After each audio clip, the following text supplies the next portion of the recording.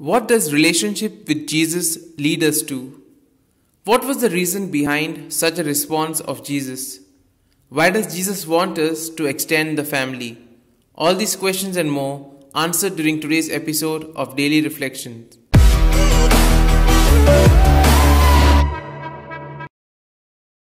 In this gospel story, we have a revelation of what intimacy means for Jesus.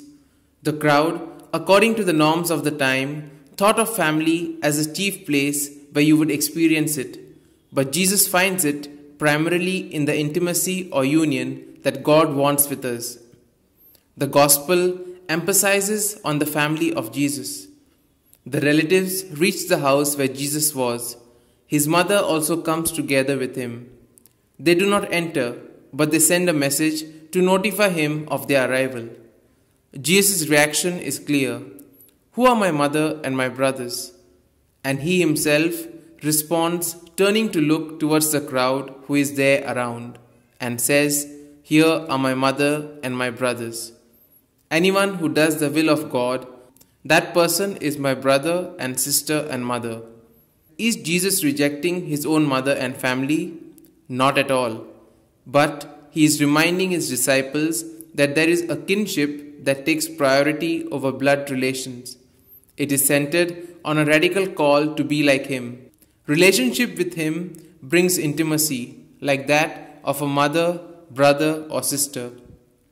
The gospel also tells us the reason behind the response of Jesus. In the old Israel, the clan, that is the large family, was the basis for social living together. It was the protection of the families and of persons, and the principal vehicle of the tradition, the defense of identity. It was the concrete way on the part of the people of that time to incarnate the love of God and the love toward neighbor. To defend the clan was the same as to defend the covenant.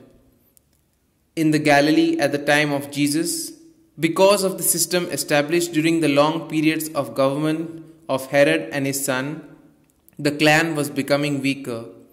All this impelled the families to close themselves and to think only of their own needs.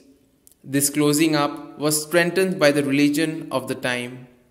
Besides this, the observance of the norms of purity was a factor of marginalization for many persons, and thus the concern with the problems of one's own family prevented the persons to meet in community. And then Jesus tells us about the extended family. Now, in order that the kingdom of God could manifest itself in community living of the people, the persons had to overcome the narrow limits of the small family and open themselves again to the large family, to the community. Jesus gave the example. When his own family tries to take possession of him, he reacted and extended the family. For Jesus, anyone who does the will of God, that person is brother, sister, and mother. He created a community. Jesus asked the same thing from all those who wanted to follow him.